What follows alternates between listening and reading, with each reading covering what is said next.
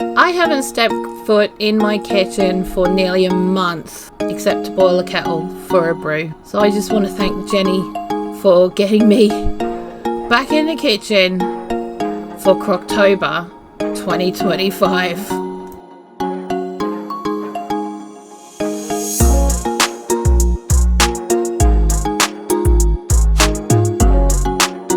Three weeks ago I lost my mum, and I've not wanted to cook since. But there's only so many takeaways and cheese and ham toasties that you can cope with and tins of soup before you need actual food. So I decided that I would grab whatever I could find in the fridge, and we're going to chuck it in a pot and hope for the best.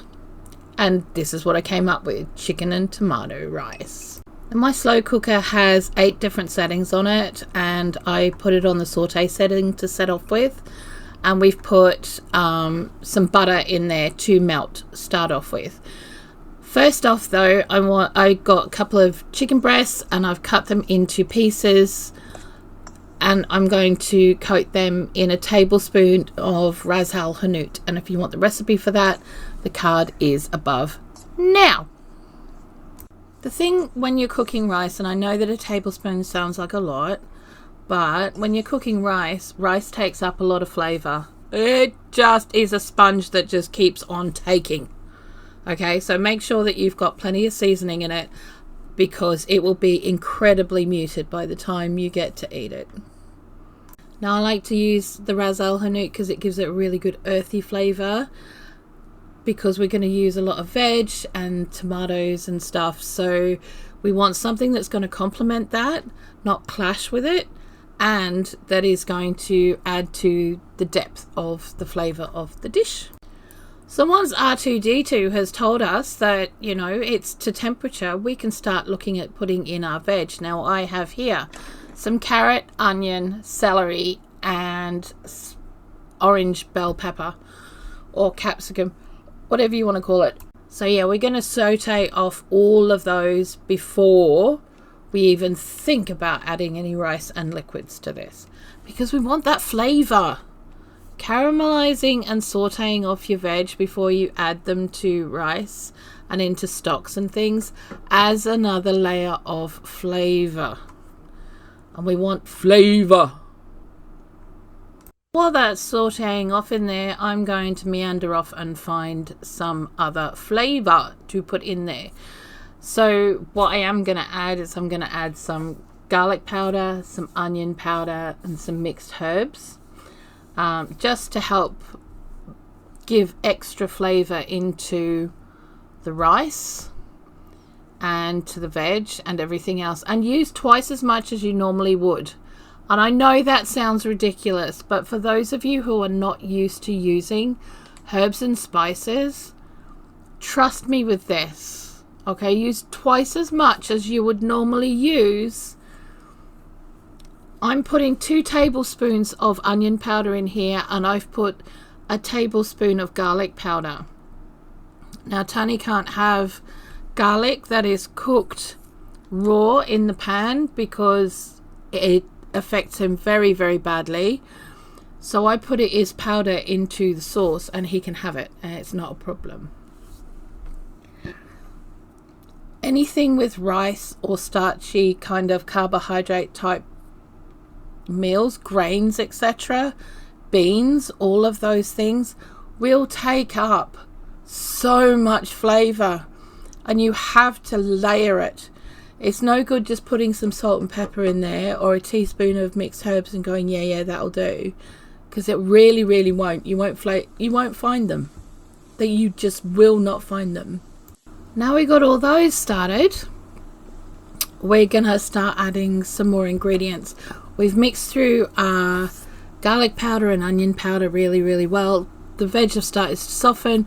We're going to add in the mushrooms. We want those sauteed off as well, otherwise they just taste like boiled mushrooms, and ain't nobody got time for boiled mushrooms. I mean, like, seriously, no, good God, no.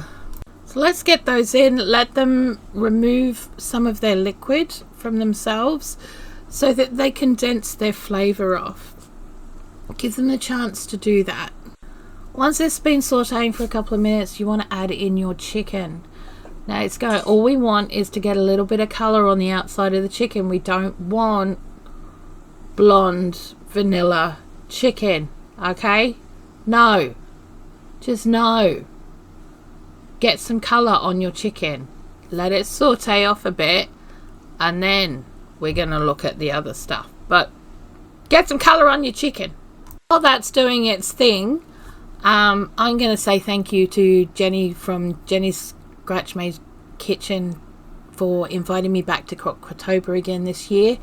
It's always been one of my favourite collabs to do, and this year I really needed it. Now she is running a giveaway on November the 2nd at 3 p.m. Mountain Standard Time, which is 10 p.m. UK time.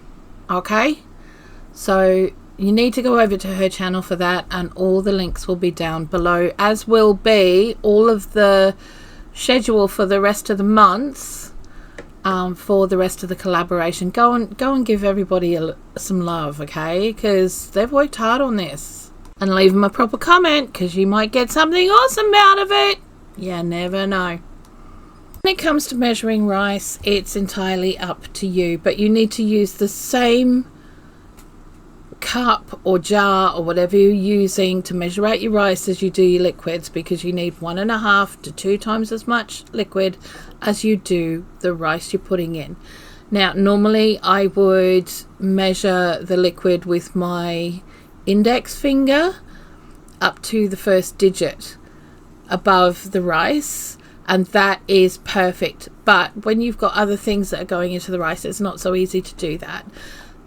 So we're going to have to do it this way. I did 1.5 jars.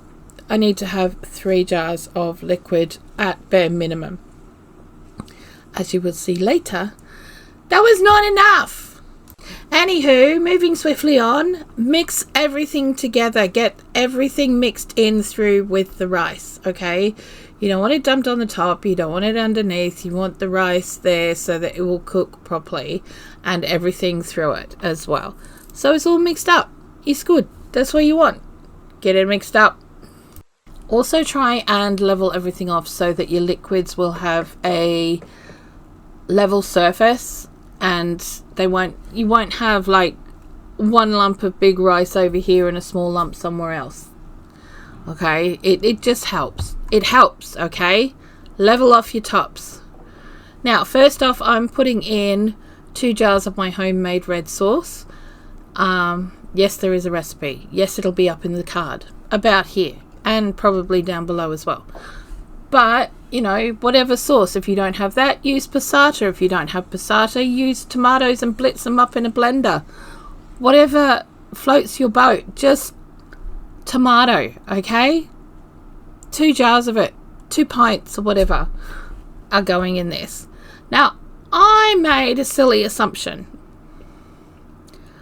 I assumed that the tomatoes would count as part of the liquid. They did not. I also added in 2 pints of my own meat stock and chicken stock. I grabbed a jar of each. I wasn't really looking, I just grabbed what I had. So my homemade chicken stock, my homemade meat stock, all went in there. I don't want this rice to be bland at all. Okay, I want it to have flavour. It might be a simple thing and a very basic thing, and I'm not wanting to put a lot of effort into it because I really don't want to cook right now, but we've still got to be able to eat it at the end of the day. So stock, plus it adds extra protein to it, other nutrients. It's not just water, you know. Now I stuck mine on its braising setting. If I was using a crock pot, I would put it on high. Okay, mine, I was only expecting it to take about an hour. In the crock pot on high, I would expect it to take a little bit longer, like 3 or 4, maybe 5. I don't know. I haven't used one for so long. Not a proper crock pot. So at this point, it's an hour later and I've taken the lid off and I make a fatal mistake. I stir the rice.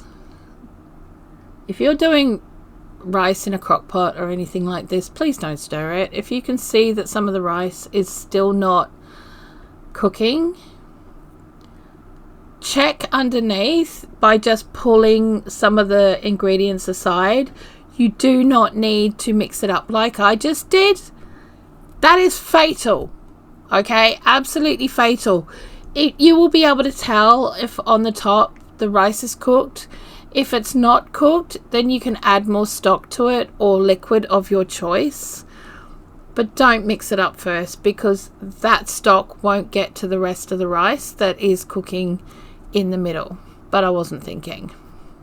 So I've got mostly cooked rice with the top probably 1/4 of an inch of the rice that didn't actually cook properly. So 2 more jars of stock later and another hour, and we ended up with dinner. But it did go into a bit of a gluggy mess in some parts of it.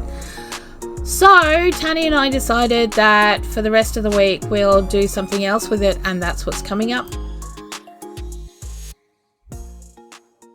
One of the things we like to do when we've got too much rice on hand, or the rice dish we've made has gone like this, a bit gluggy, is turn some of that into rice cakes. A little bit like ongiri, but not.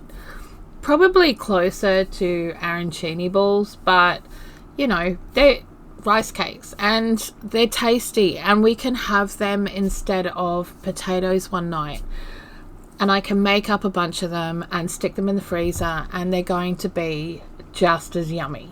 At the end of the day, I made nearly 4 kilos or 4 litres of rice and chicken the other night, not even thinking what I was doing because my brain wasn't there.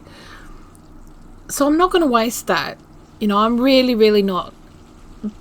But neither Tanny nor I are appealed enough to eat what happened as it was. So I'm making them into rice cakes. Don't get me wrong, Tanny loved it. He loved the flavour in it. I loved the flavour in it. It was a great meal. It was just the texture was all wrong for us, and because I wasn't thinking straight, it all went sideways. And for any of us, life goes sideways when you least expect it, and it throws us for 6. So we have to make do. I'm gonna get like 2 dozen rice cakes out of this, and I'm putting some of it in a baking tray to maybe bake some off so that I can cut it into pieces to make it so that it can be fried off afterwards, or just eaten as a baked rice dish. The point is, it doesn't have to go to waste. I don't have to feel guilty, and we can make use of it. We're going to still be able to eat this for the next 2, 3, 4, 90 years. There's that much of it, you know, but that's okay. And if we don't eat it all, some of these rice cakes are going to go in the freezer, and that's cool too. Also, my stove isn't dirty, it's old, and that stuff is broken enamel. It's cracked enamel off the top of the stove and other permanent, unable to get off stains and stuff from the top of it, because it's 30 years old, this stove, and it is what it is, but it does us proud, and it still works for us, and that's all we care about. What I will say about making these is you want to have the oil at about medium. Don't have it on, you know, Mount Vesuvius level high like I did, because I'm an idiot, all right? And it was 4 o'clock in the morning, and that's what I was doing at 4 o'clock in the morning. But it's okay.